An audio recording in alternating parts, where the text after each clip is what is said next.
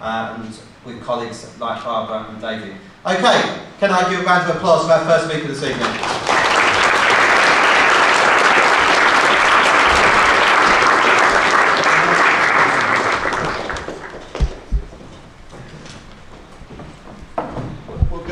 Very good to see you all. And can I just start, incidentally, by acknowledging and thanking all of the candidates who stood in May across North London and for fighting in a very difficult election. And also, in particular, acknowledge my good friend Lynn Featherstone, a wonderful Member of Parliament and something to be so proud of, a massive social reform. Implementing same-sex marriage in the coalition was down to Lynn Featherstone, and we have an enormous debt of gratitude to her for that achievement.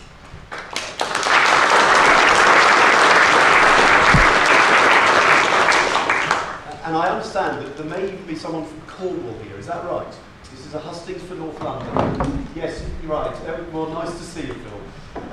So I know exactly who that man is. So look, can I also say that in this leadership election, this is an election which I think we can confidently predict will be won by a Liberal Democrat.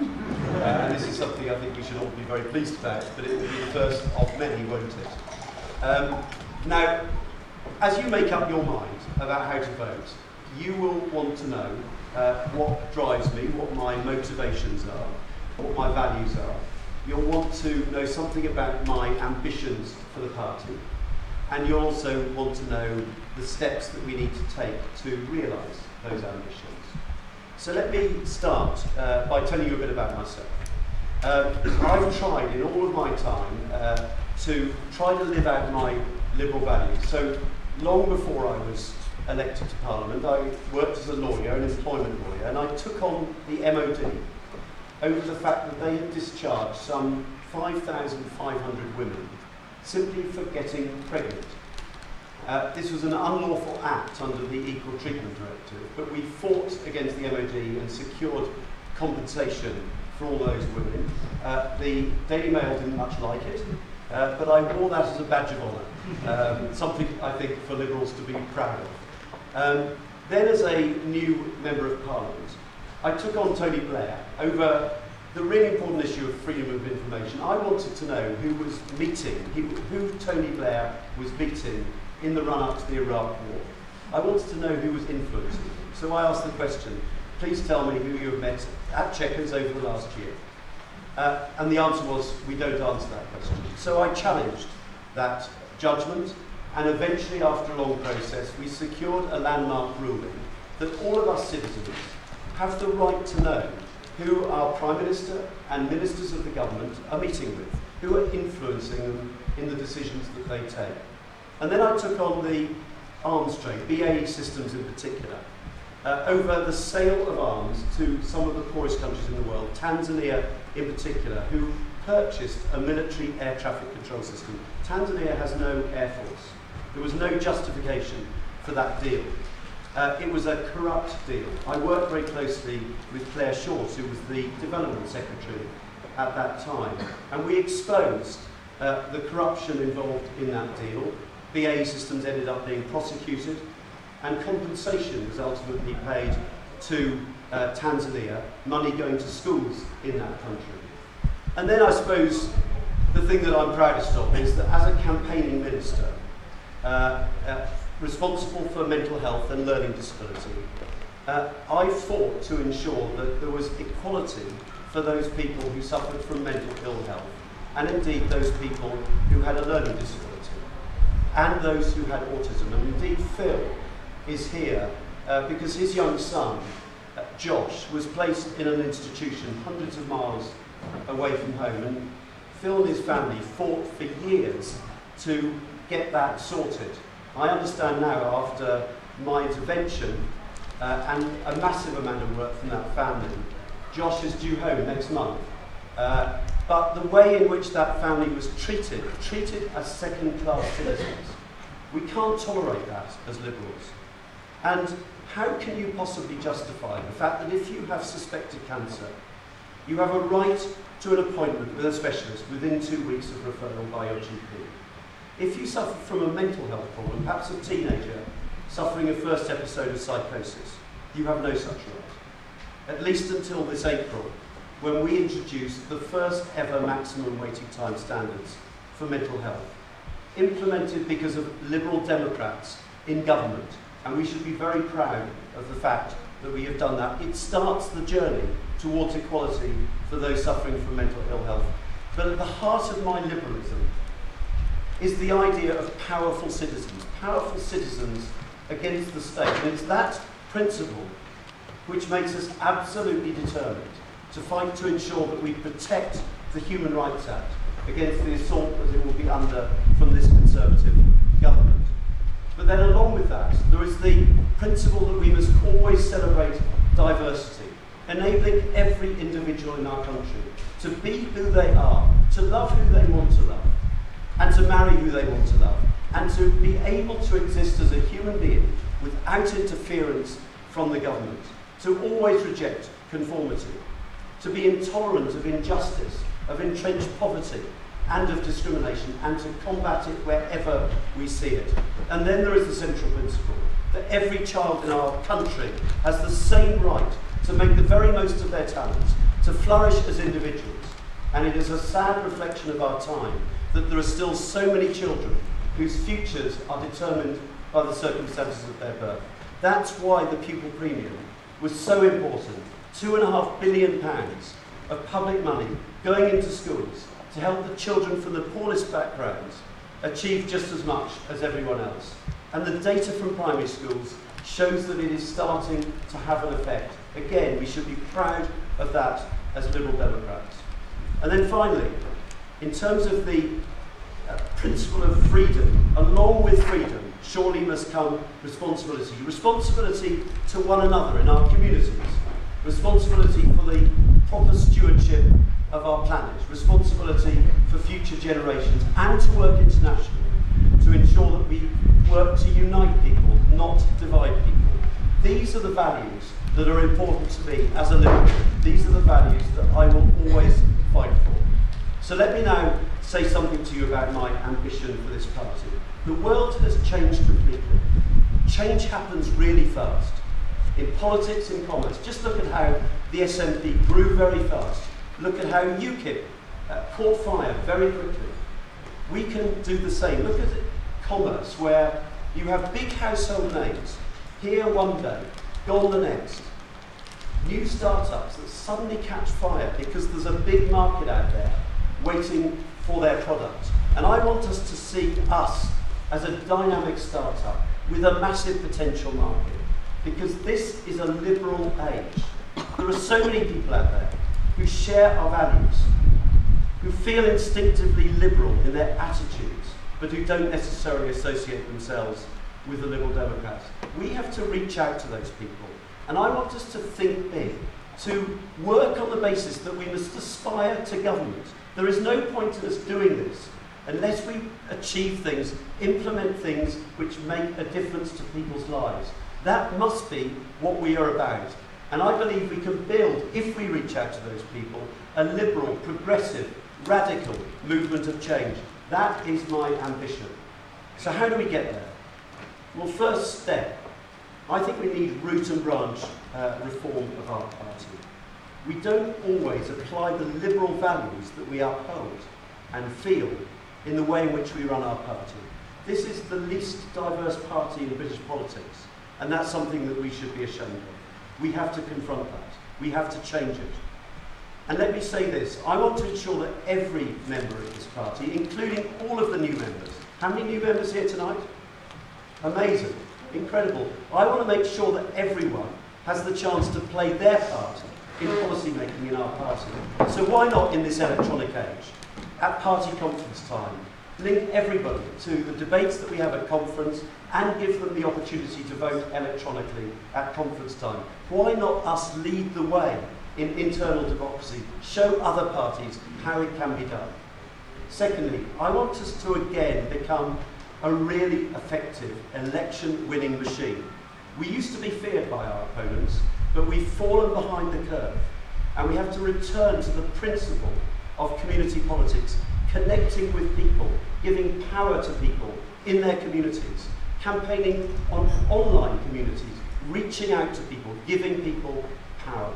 And then third, I want us to become an intellectual powerhouse. In the 60s, that great radical liberal, Joe Grimmond, brought people from outside the party, great liberal thinkers, to work out what it was to be a liberal in that decade, to find liberal solutions to the big challenges that society faced.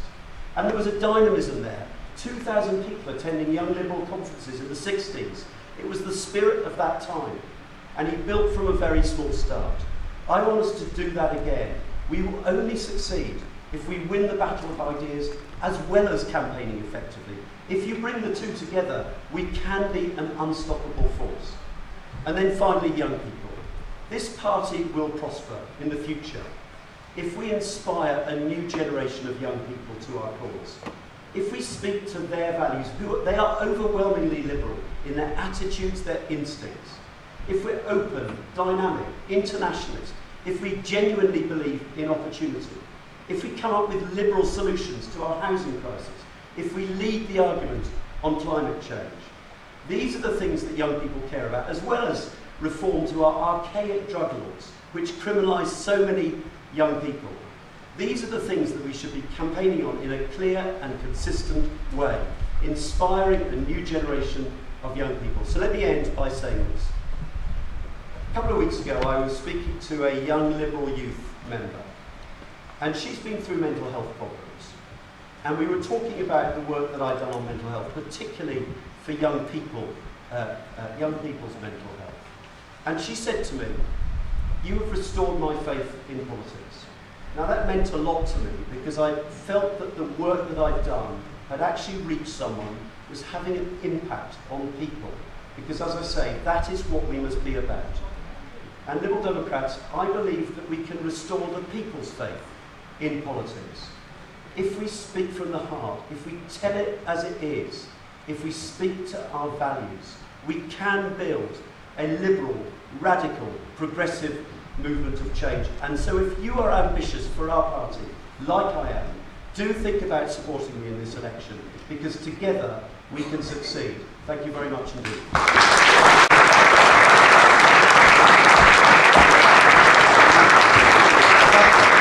Thank you very much, Norman. My colleague Jules will take you back upstairs to the green room. And Jules, thank you. And could we give Tim Farron a round of applause for joining us today?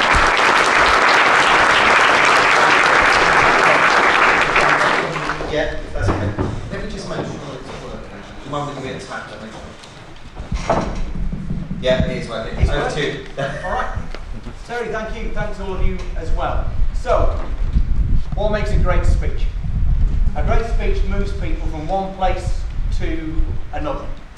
And on the morning of the 8th of May, I heard a truly great speech. And it came from the lips of Nick Clegg. That night, that morning, as we had been devastated in that election, he set out how vital liberalism is, how much under threat it is, how vital it is that we fight for it. And we were reminded, and we're reminded today, that the things that we did in 5 years in power we should be massively proud of. For example, funneling £2.5 billion of funding through the pupil premiums, the very schools that Tories don't send their kids to. £8 billion in funding for green technology, anti-climate change measures, against a party that thinks all that kind of stuff is green crap. But you know what makes me most proud of Nick? Most proud of you? It's the fact that Nick went into number 10 Downing Street on our behalf, argued and fought and expended vast amounts of political credit and capital in order to end the detention of the children of asylum seekers. 5,000 kids, none of whom know who it is they have to thank for their freedom. Not a single vote won by Nick as he fought for what was right. And that is the measure of the man who I am still proud today to call my leader. Now, great speeches move people. That speech absolutely moved people. And it moved, to be precise, 18,000 people and counting.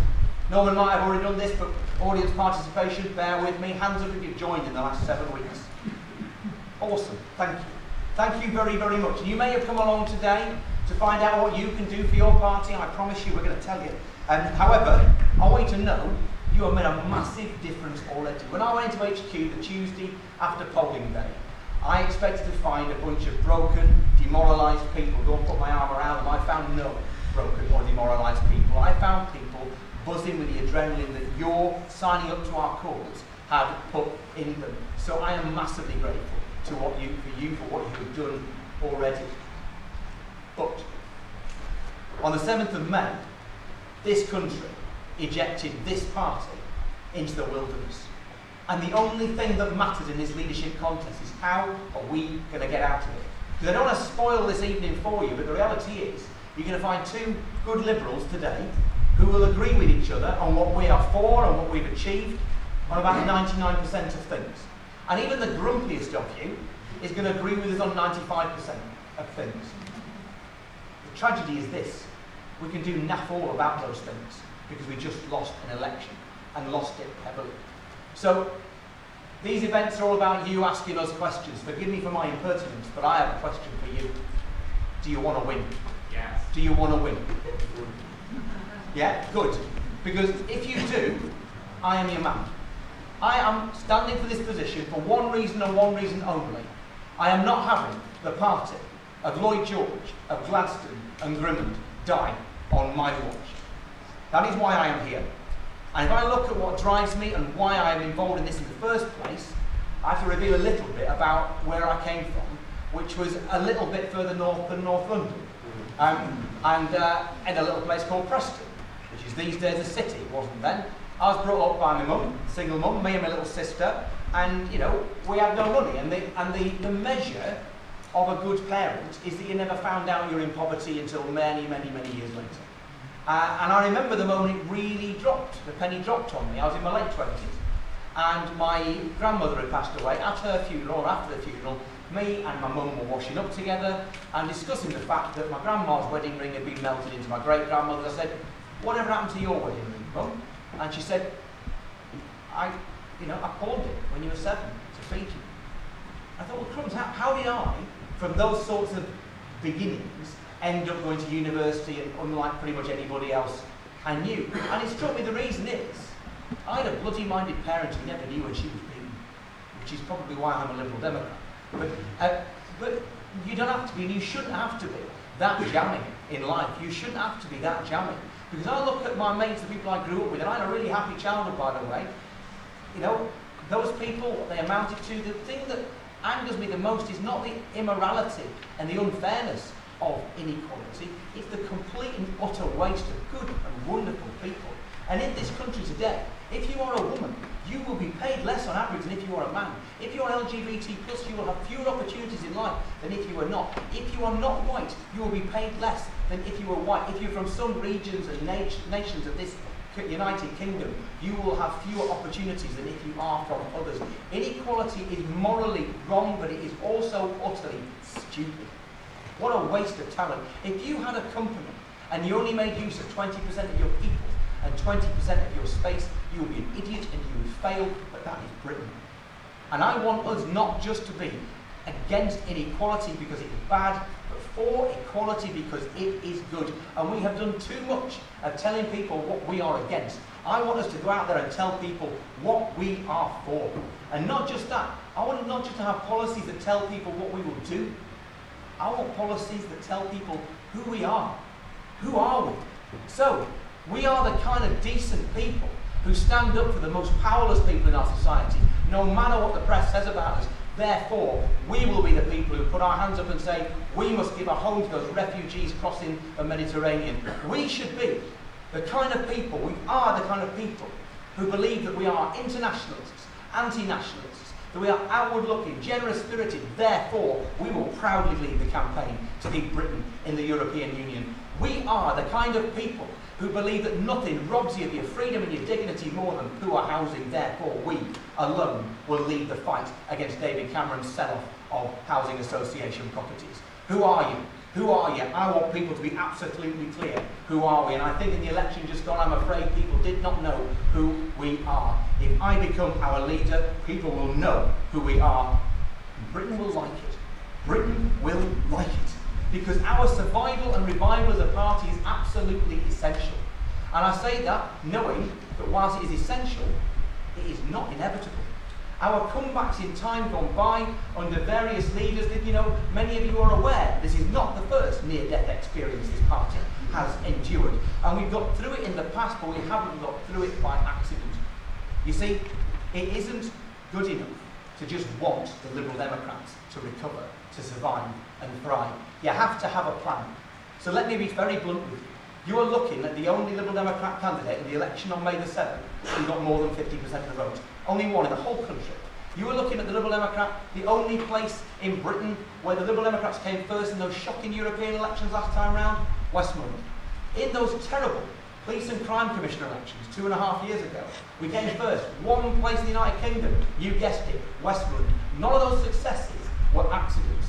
And I have a plan, and it's a plan that is based on what we've done up there. You see, the reason we won, amongst other things, is we told people who we were, and people liked it, and people got behind it, and in the end, we have 2,000 volunteers in Westmoreland, 2,000 volunteers in one constituency. And they don't come along by accident. They come along because you inspire them, you build them, you drive them, you keep them going. They're not all party members. 3/4 of them are not party members.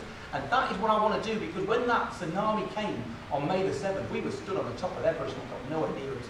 And I want that for every district, for every city, for every town, every ward the Liberal Democrats are active in.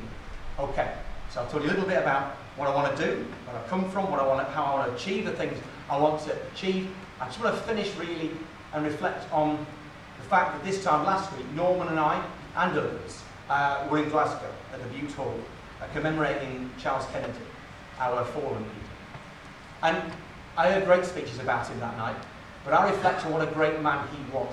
And I want to just quickly say why I think Charles Kennedy deserves the title of great. You see, he was utterly human. He was utterly human and spoke to a people in a way that cut through. And the reality is that if the messenger is trusted, the message is delivered. It's listened to. He was human, unspun. Human, principled. His stand against the Iraq war was massively unpopular with the establishment at the time. Forget about it now, 12 years on, it seems an easy decision. It jolly well wasn't. He stood up to Labour, Tories, Murdoch press alike in order to lead us in that principled opposition. Human, principled, effective. This is the man who led us to our best number of MPs since the party was formed, our largest number of MPs since Lloyd George's day. And I'll tell you this, here's my hypothesis. Human, principled, effective, they are connected. They are connected. We have just endured an election where the bad guys had all the best ideas. The bad guys were the most effective. The bad guys won. Charles Kennedy is the proof that the good guys can win too. And that is what I want to bring back to this party. You see, we don't just need one leader. We need 62,000 leaders, people who believe that they are gathered together for such a time as this to fight for liberalism and to build that fight back. And if you elect me as your leader, your feet will hurt, you will never have delivered so many leaflets. You elect me as your leader, your bank balances will hurt, you will never have donated so much money. You elect me leader, your shoulders will ache from erecting state boards that you are beyond your capacity to do. And if you elect me leader, your faces will ache from the mile-wide grin that you will have, because we are going to win again.